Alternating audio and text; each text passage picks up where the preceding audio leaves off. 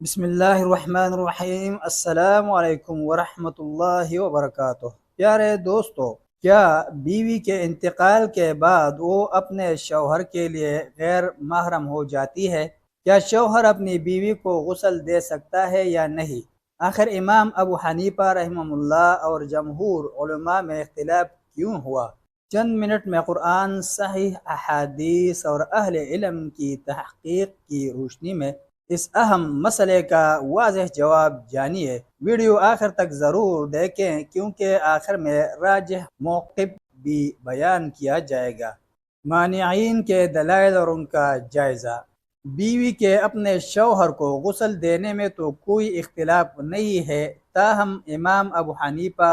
سفیان ثوری اور ایک غیر مشہور روایت کے مطابق امام احمد رحمہ اللہ کے نزدیک موت واقع ہو جانے کے بعد شوہر کا اپنی بیوی کو غسل دینا جائز نہیں، جبکہ مشہور روایت کے مطابق امام احمد رحمہ اللہ سمیت 3 ائمہ جواز کے قائل ہیں، اور صرف امام ابو حنیفہ رحمہ اللہ عدم جواز کی طرف گئے ہیں۔ اور بیوی کے اپنے شوہر کو غسل دینے کے سلسلہ میں تو امام صاحب بھی جواز کے ہی قائل ہیں۔ احناف کا کہنا ہے کہ شوہر کے وفات پا جانے سے عدت کے 4 ماہ 10 دن پورے ہونے تک بیوی اس کے لیے محرم ہوتی ہے اور اس کی زوجیت میں رہتی ہے، لہٰذا وہ شوہر کو غسل دے سکتی ہے۔ اس کے برعکس بیوی کا انتقال ہو جانے کے بعد وہ اپنے شوہر کے لیے محرم نہیں رہتی، لہٰذا اس کی طرف دیکھنا اور اسے چھونا تک جائز نہیں۔ جواز پر دلالت کرنے والی احادیث و آثار کی تعویل کرتے ہوئے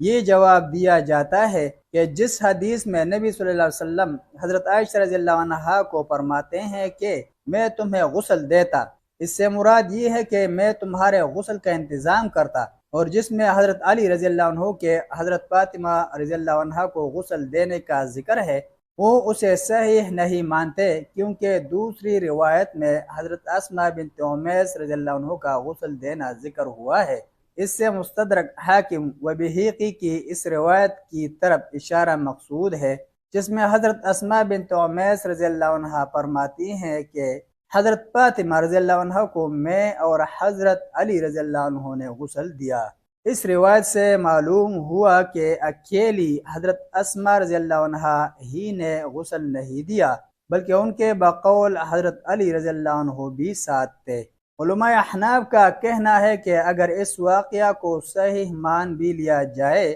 تب بھی اسے اس لیے دلیل نہیں بنایا جا سکتا کہ جب حضرت علی رضی اللہ عنہ نے حضرت فاطمہ رضی اللہ عنہ کو غسل دیا تو حضرت ابن مسعود رضی اللہ عنہ نے ان کے اس فعل پر تنقید کی تھی، حتیٰ کہ حضرت علی رضی اللہ عنہ کو یہ کہنا پڑا کہ آپ کو معلوم نہیں کہ نبی صلی اللہ علیہ وسلم نے مجھ سے فرمایا تھا کہ فاطمہ رضی اللہ عنہ دنیا میں بھی تمہاری بیوی ہے اور آخرت میں بھی۔ ان کا یہ کہنا گویا اس بات کی دلیل ہے کہ عہد صحابہ رضی اللہ عنہم میں جانا پہچانا طریقہ یہی تھا کہ شوہر اپنی بیوی کو غسل نہیں دے سکتا، جبکہ دوسرے ائمہ حتیٰ کہ خود بعض کبار علماء احناف مثلاً امام طحاوی اور علامہ عینی اس روایت کو صحیح نہیں مانتے کہ حضرت فاطمہ رضی اللہ عنہ دنیا و آخرت دونوں جہان میں ہی حضرت علی رضی اللہ عنہ کی بیوی تھی، یعنی یہ کہ انتقال کے بعد بھی ان کا حضرت علی رضی اللہ عنہ سے نکاح باقی رہا۔ اس روایت کے غلط و غیر صحیح ہونے کی ٹھوس دلیل یہ دی گئی ہے